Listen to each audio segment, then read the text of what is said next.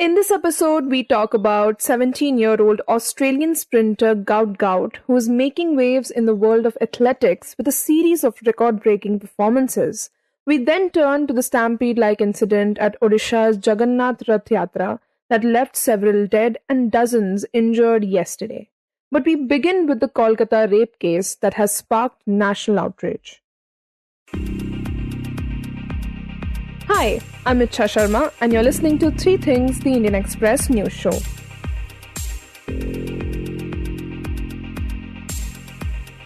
Last week, news broke that a 24-year-old woman student was allegedly raped on her college campus in Kolkata. The incident took place earlier this month and involved two students, Zaid Ahmed and Pramit Mukherjee, along with a contractual staffer, Monojit Mishra, who is also a functionary of the students' wing of the ruling Trinamool Congress. All three were taken into custody a day after the incident. Then 2 days later, a fourth person, the college's security guard, Pinaki Banerjee, was also arrested in connection with the case.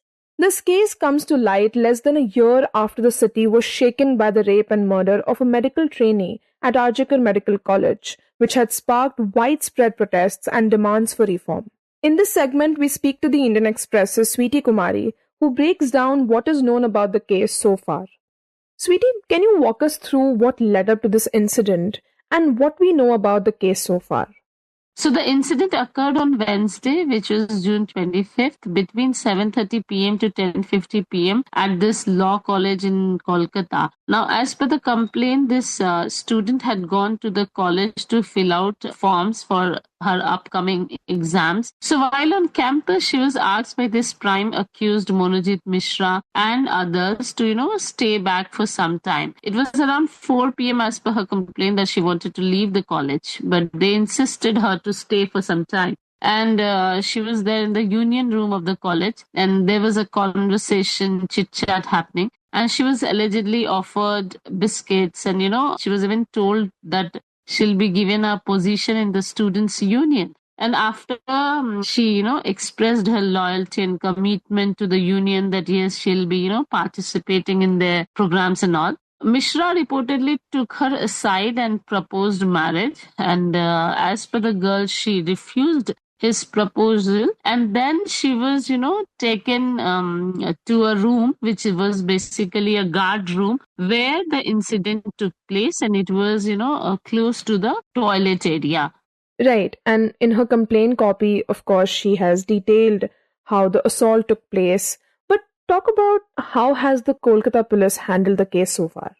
So this incident happened in June 25, and as soon as the complaint was filed, police swiftly acted upon the complaint. And on June 28, we know that Kolkata police have arrested 4 people in this case, including the latest one, which is a 55-year-old security guard. His name is Pinaki Banerjee. He was on duty at the time, and allegedly he was the one who had, vacated his room for the crime. And the other 3 arrested are Monojit Mishra. We know that he is a 31-year-old former student, is also a practicing lawyer in Alipur Court.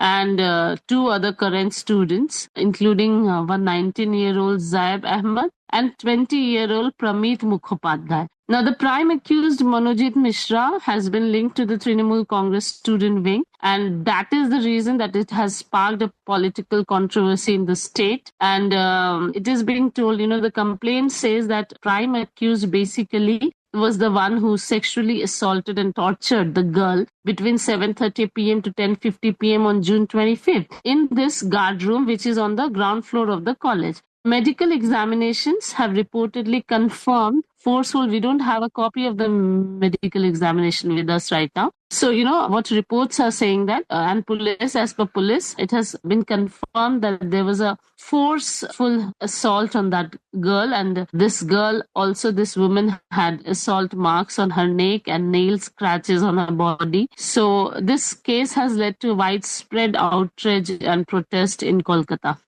And Sweety, the prime accused, Monojit Mishra, who is currently employed with the institution, tell us what all do we know about him?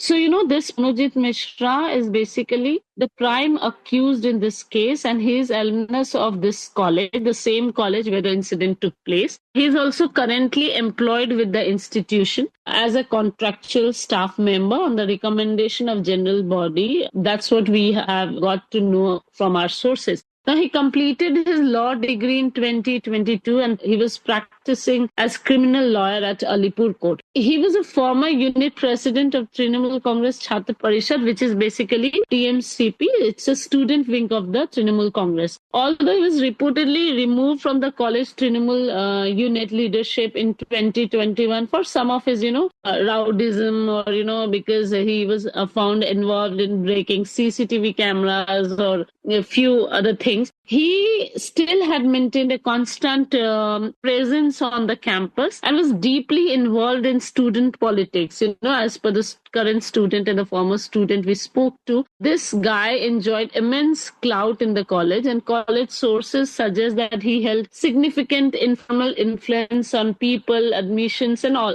etc. And he often, acted as a mediator between, students and local political figures, and he was very active in cultural programs also. His name had surfaced in past complaints of, campus indiscipline or, kind of intimidation, though no formal action was taken as per reports. As per some of the neighbors who, know Manojit Mishra and his family closely, they described him as rowdy after this incident was spread across. And the kind of impression he has, he was always involved in fights and disturbance. He joined the college as a contractual staff member in 2023. And since then, he reportedly started, regaining his power as a Trinamool leader on campus. And if you go through his social media profile, you will find his pictures with all the ruling party leaders. And he, using those pictures, he would often, enjoy a kind of influence on other people and in the union room or, in the college among students. And given his links to the ruling party student wing, what has been the TMC's reaction to this incident? So, basically, Manojit Mishra was a TMCP leader. And after this incident sparked a political controversy, the BJP, obviously being the most strong opposition in the state, has criticized the TMC, linking that the incident is directly connected to the ruling party, and the BJP has been questioning the women's safety in West Bengal. Now, some BJP leaders have also, demanded Chief Minister's resignation. Now, the TMC is definitely at the back foot after this incident, and it has largely, distanced itself from Manojit Mishra. As soon as the police said that they will arrest in this case, Trinamool Congress came out with a post on their X handle, condemning the incident and saying that law will take its own course irrespective of the political colors. And now this Trinankur Bhattacharya, the state president of the Trinamool student wing, also, during a press conference said that this kind of crime does not, define the party and its stand, and that there was zero tolerance against such crime from Trinamool Congress. And though TMC did not say that this guy was not at all connected with the party, they have agreed that he was TMCP leader and he was, a part of the student wing. So, the Trinamool Congress student wing, as per the party, does not have any active unit in the college, and that Mishra held a position, but it was in 2019. And after that, we document and all during a press conference, TMC said that he was not part of any committees in 2022 or 2023. Now, other senior leaders like Firhad Hakim, like Shashi Paja of Trinamool Congress criticized the incident and also demanded stringent punishment for this Mishra, the prime accused in the case.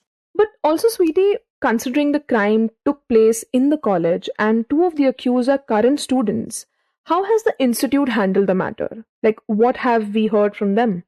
No, we have not got any specific statement from the college. Surprisingly, the incident took place on Wednesday, and after, the news spread and when the arrests were made, after that, we saw the vice principal reaching to the college for the first time. And this lady, while speaking to media, clearly said that they had tight security, but because they have shortage of staff and they were, forced to rely on temporary security personnel. So she looked underconfident while speaking to the media, and every time she was talking, she was just referring to the general body and how everything, how this boy Monojit Mishra had, got the temporary job in the college through the recommendation of the general body and the local MLA. So we don't have a specific statement from the college yet on how the incident took place and why there was no proper security at place. And speaking about the survivor, do we know what kind of support has been provided to her? So we know that she is getting a police protection. The National Commission for Women has also requested the authorities and police to ensure full medical and psychological and legal support for the survivor, and that they have also demanded a compensation under Section 396 of BNSS to be given to the survivor. The survivor received a preliminary medical examination after she filed a complaint at Calcutta National Medical College and Hospital, and beyond these things, specific details we don't have that what kind of ongoing support she is being given. But as per sources, she is under police protection. And BJP has also, formed a fact-finding committee regarding this incident, and they will be, visiting the spot and submit a report to their Delhi counterpart. And finally, Sweety, when it comes to the legal process, what can we expect next? Especially given the political and public outrage.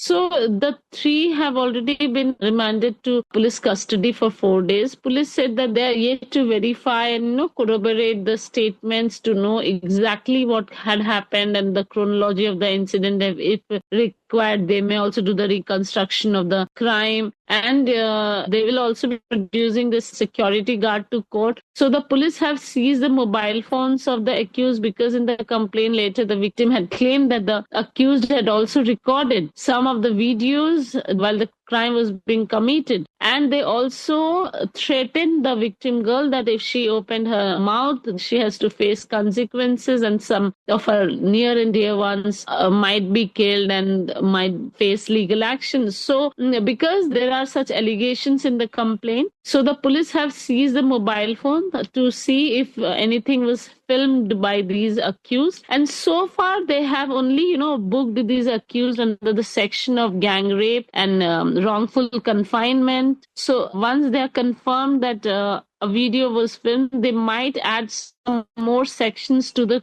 case where, which relates to threatening or blackmailing. So let's see what happens. But I'm sure that Kolkata police will handle the case swiftly and, with utmost seriousness.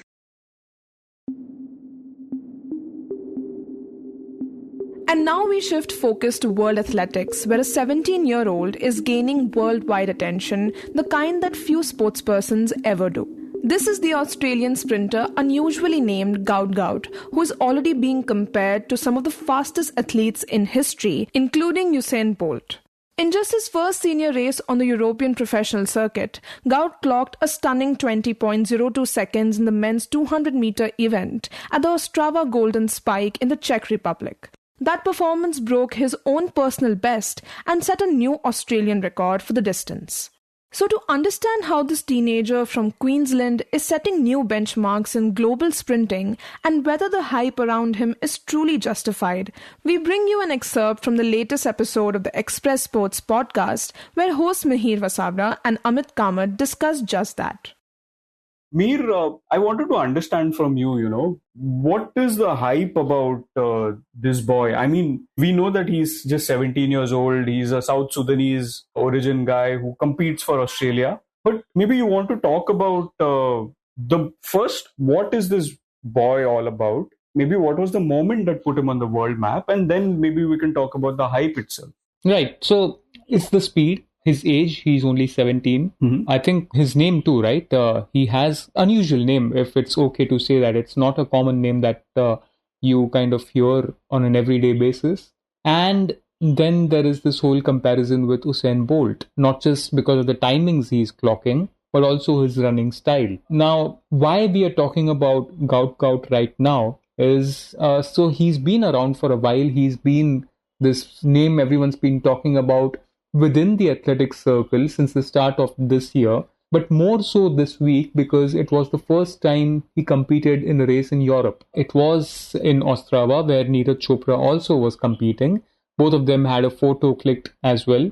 And it was there that, that entire debate about whether this boy is just a hype or is he a real deal? That entire debate was laid to rest. So in the 200 meters sprint race, he clocked 20.01 seconds to win the gold medal there. And what was the most amazing part is that why he took so long. He had been creating and breaking Australian records all this while, but he could compete in Europe only now because he had to wait for his vacations so that he could go to Europe and compete. He had to wait for his mid-year school holidays to do that.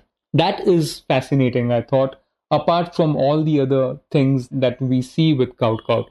Now, Amit, we do look at a lot of junior athletes and tend to compare them with the legends of the sport, right? We in India as well, we look at, say, a young batsman and instantly compare him to Tendulkar or a Kohli. In football, we tend to compare people to Messi and next Ronaldo and all those things. Why do you think are we talking about Gout Gout as the next Usain Bolt? Mihir, I think a couple of things, First things first, there is a void in athletics after Bolt retired. We've not had a character quite like Bolt since then. Not to say that we've not had great athletes. We've had some great athletes. We've had Kipchoge. We've had guys like, as I mentioned, Mondo Duplantis, who's already broken the world record so many times that every time he competes, we expect a world record from him. So we do have athletes who are great, but I'm not sure whether there are athletes who completely mesmerize us, That is one thing. There is that void, and especially on the track, which this guy is kind of filling in. Second thing, when he runs, I think the action is remarkably like Bolt. It does feel like he's kind of looking like a Bolt facsimile of sorts. Other thing is, it's a very effortless way of running. You look at him and it's just like he's powered by AI or something. It's like something that works in aapka engine ka jo, the horsepower thing, like just pistons going up and down. The things that we see in those engine oil ads, his legs are like those, going completely effortless. So I think those kind of things are there, which make him very effortless. I mean, he's an effortless runner. It clearly looks like that. What do you think, Mihir? Yeah, so to add to that, also his age, right? He's 17 years old and he has bettered or matched the timings that Usain Bolt ran when he was that age. So when you do that comparison, it's inevitable that he's then spoken of as the next Bolt. And then the fact that he will eventually end up breaking the 20-second barrier. He'll soon run 200-meter race in less than 20 seconds. That is inevitable. And he'll do that even before his class 12 exams are over. So the progression is remarkable. If anyone who saw the race that he ran in Ostrava, what was remarkable was how composed he was. He was trailing for 150 meters. He was second or third for 150 meters of that race. But he knew his game plan. It came across like that. He knew that his starts are a weakness, but he did not panic. He waited to reach the last 50 meters and then get that final kick in. And one thing that all of us remember of Usain Bolt is how he used to just completely decimate the rest of the field in the last 50 meters. He would just run away from them. Now, Gout Gout wasn't exactly running away from the rest of the field, but he caught up with the leader and then beat him in the final 50 meters the way he caught up. So his race execution, the strategizing, everything is so mature that you kind of, wonder as he gains in experience, as he races more and more in Europe and USA, as he ages, you wonder how good is he going to get. So that's quite remarkable. And what's remarkable, Amit, also is just the story behind the name. Now, we spoke about Gout Gout having a very unusual name. Do you know what the story behind the name is? No, I don't. Let me enlighten you. So basically, like you said, right, his family is from South Sudan. Right. They were fleeing South Sudan because of the condition there in the country. They were kind of, completing the paperwork. Mm-hmm. And over there, the spelling of his name was entered wrong in the official documents. So his actual name, this is what his family said in an interview to the 7 News channel in Australia. So his actual name was Gout, G-U-O-T. When you pronounce, it's G-W-O-T, so it's Gout. And when the officials at the border control were completing his paperwork, instead of G-U-O-T, they ended up writing G-O-U-T. And that's how Gout became Gout. And his mother in that interview was completely shocked and embarrassed to a certain level, because I'll read out her quote. Her mother is saying that, "I know that gout is a disease and I don't want my son to be called a disease name. It's something that's not acceptable." But now it's reached a stage where his name has become his identity, very much a part of what he is as well. And I don't think that he'll ever be called Gout again. I tried calling him Gout a couple of times after the race last week, and it instantly comes out as Gout Gout, and that's going to stick, I guess. So, that's the story with regards to the name. But Amit, if we were returned to the sport itself, the 20-second barrier, you think he'll cross it before the World Championships, or the World Championships will be where he can actually challenge some of the more established names in 200 meters? Mihir, recently there was this one race that he ran in Brisbane earlier this year, where he ran 200 meters and ran it under 20 seconds. But I think that was chalked off because the wind was over 2.2 seconds, right? But in that specific race, there's a PhD called Dylan Hicks who's kind of broken down his race timings. And he found out something very, very fascinating. He said that, he was looking at a 100-200 meter segment. Now, this segment is the final 100 meters of the race when you run a 200 meters. And this is where you are supposed to be at this is what distinguishes the top athletes from the rest. Because, everybody can start off fast, but then you need a Bolt-like personality to kind of power through in the final 100 meters and win the race. As you said, we would see Bolt running past opponents in the final 50 meters in the 100 meter or final 100 meters in the 200 meters. So this is where the magic sort of happens, right? So he calculated all these, the 100, 200 meters of the races, and he found that, the best ever run was by Noah Lyles, which was 9.16 seconds when he won the 2022 World Athletics Championships. After that comes somebody like a Michael Johnson with 9.20 seconds. Then comes a Usain Bolt with 9.27 seconds. Now, this boy who's just 17 is already running that at 9.31 seconds at the age of 17. Incredible. I think that is an indicator of what we are about to see in the next coming years. If injuries don't get in the way, if success doesn't get in the way, things like that. If he's still grounded, rooted. Because, Mir, we've had this next Usain Bolt to dime a dozen hai, but the real deal, I don't know how many of us become the real deal, right? How many of these runners actually will become the real deal? So obviously that is a factor. But to be fair, Mihir, I think I forgot mentioning this earlier. One of the reasons why he gets compared to Bolt also is that his physique kind of looks like a little bit like Bolt's, He is slim, he is muscular, but he's not beefy. He doesn't look like an Asafa Powell or maybe like a Justin Gatlin. Yeah. So, the comparisons kind of become easier, I guess. No, absolutely. And I think it's all the more reason why the World Championships this year will be exciting to watch, because kind of you lay down a marker, right? This will be the World Championship, the first one after the Paris Olympics and the first one in the new Olympic cycle. So a new name going against some of the more established ones is always fascinating to watch, especially when the new name is touted to be the next Usain Bolt. So we'll see how that goes at the World Championships. And in the end, we talk about Odisha's annual Jagannath Rath Yatra. In the early hours of Sunday, a stampede-like situation unfolded outside the Gundicha temple in Puri during the celebrations.